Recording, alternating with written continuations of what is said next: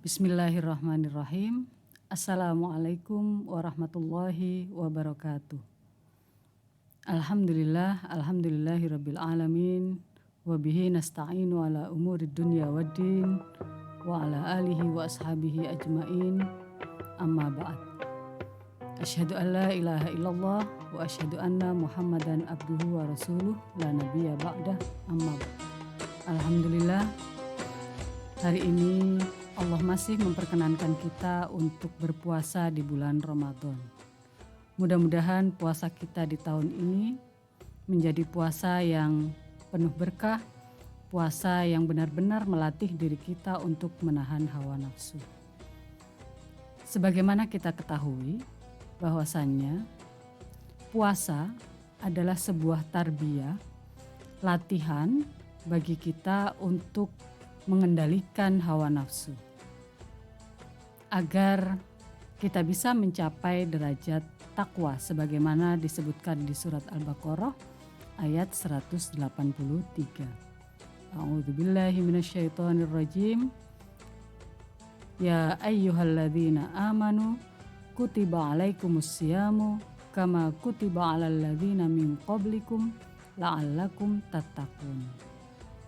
Jadi di surat itu jelas bahwa tujuan utama kita berpuasa adalah untuk mencapai derajat takwa. Salah satunya adalah dengan menahan atau mengendalikan hawa nafsu.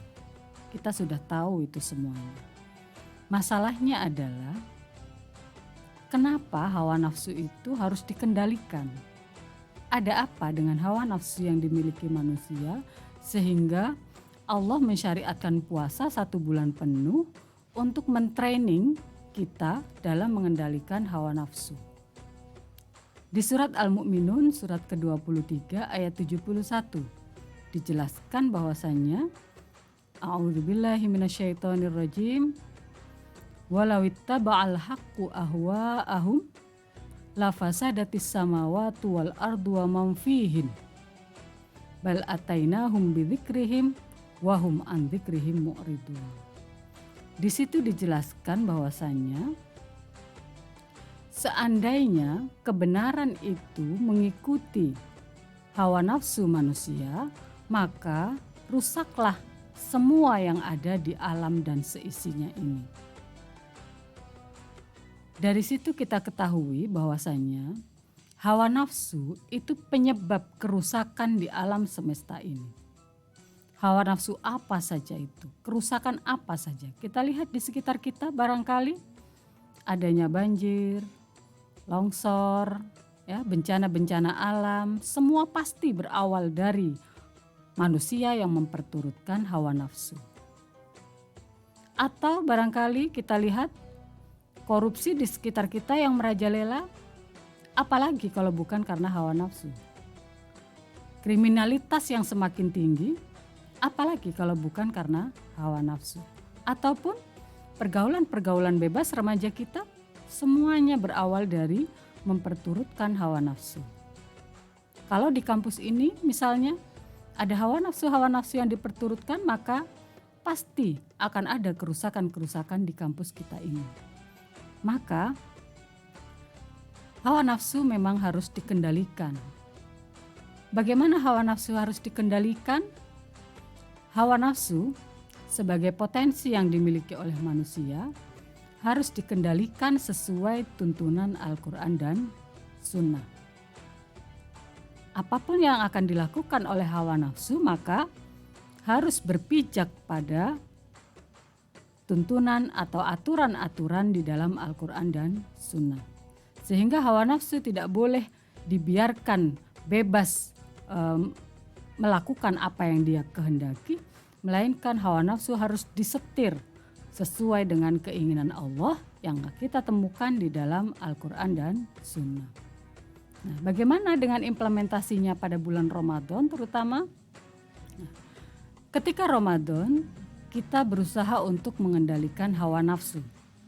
Namun pastinya bukan hanya hawa nafsu makan, minum, ataupun berhubungan seksual. Bukan hanya itu saja. Kita ingat ketika Rasulullah bersabda, kam min shaimin laisa lahu min siyamihi illal ju' wal atosh. Berapa banyak orang yang puasa tidak dapat apa-apa melainkan hanya lapar dan dahaga.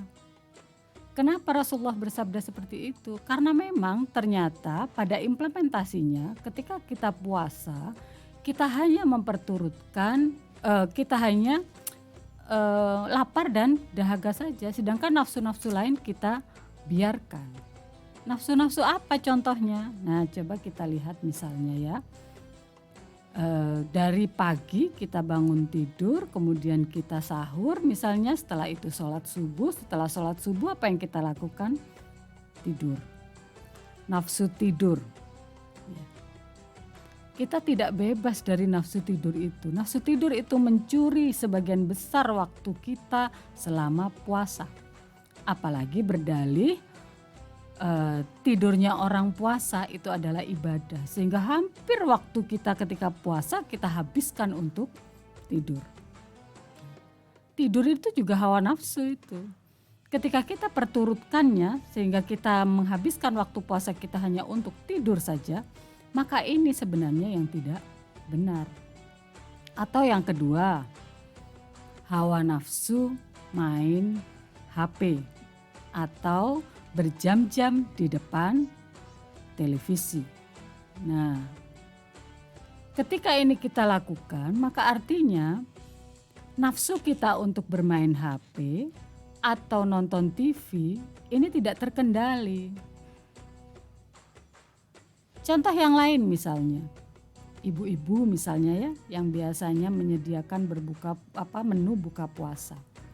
Atau barangkali yang tidak menyediakan sendiri di rumah, yang katanya zaman sekarang istilahnya ngabuburit gitu ya, sambil cari buka puasa begitu. Coba kita lihat saja, bukankah itu semuanya nafsu? Masak gitu ya, yang bagi yang masak, yang dimasak apa? Kayaknya ini enak, semua akhirnya dimasak. Coba.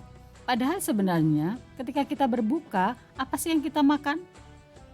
Paling minum teh hangat begitu ya, atau es teh sambil makan gorengan misalnya, atau buah begitu ya, satu begitu aja sudah cukup.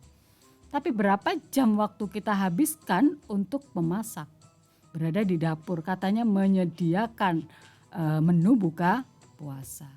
Itu ya bagi yang masak. Ya nggak masak juga begitu faktanya. Ketika ngabuburit jam berapa biasanya cari bukaan? Jam 4 atau jam setengah 5 begitu ya. Kita lihat fenomenanya, orang itu bahasa Jawanya mudal cari buka puasa. Semua orang keluar untuk cari buka puasa. Yang dibeli apa? Tidak mungkin hanya satu macam makanan saja, satu atau dua macam makanan, nggak mungkin. Pasti yang dibeli macam-macam. Mulai dari es degannya, dari es dawet, gorengan, kemudian makanan-makanan utama begitu ya, nasi kemudian menu dan lain sebagainya. Semua kita beli. Kemudian kita sampai di rumah dengan berkresek-kresek makanan. Apakah itu semua dimakan? Belum tentu.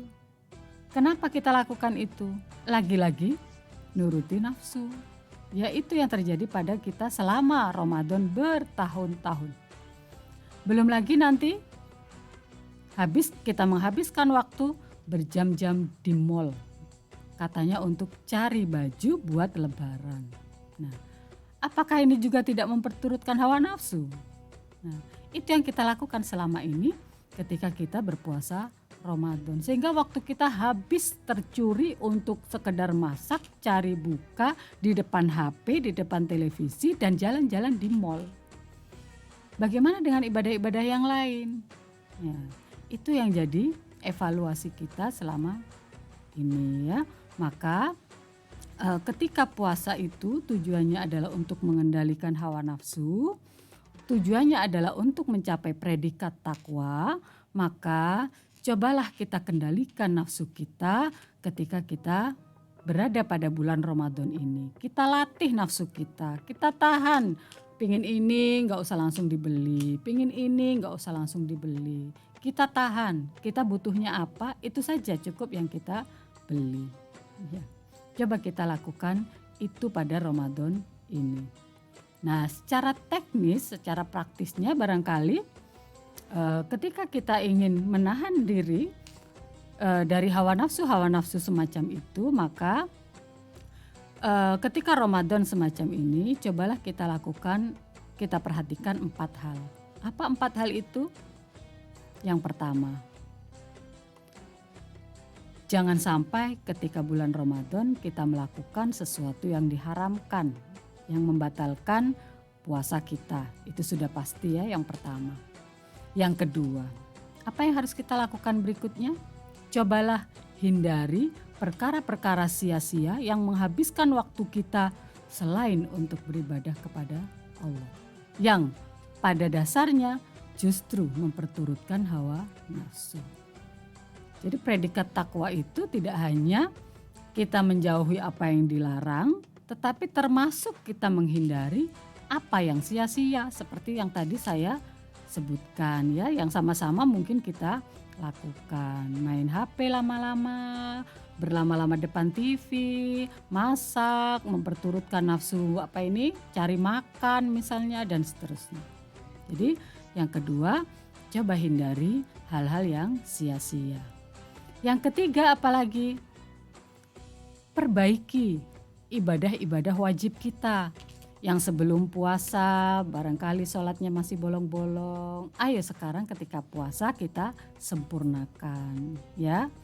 Dan yang keempat, ayo kita memperbanyak menambah ibadah-ibadah sunnah. Barangkali sebelum Ramadan tidak pernah baca Quran, ayo kita baca Quran. Tidak pernah berinfak, ayo kita memperbanyak infak. Atau kita memperbanyak amalan-amalan yang lain.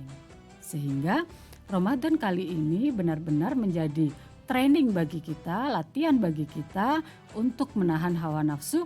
Jangan sampai kita biarkan begitu saja, kita lepaskan sehingga hawa nafsu ini justru yang mengendalikan diri kita.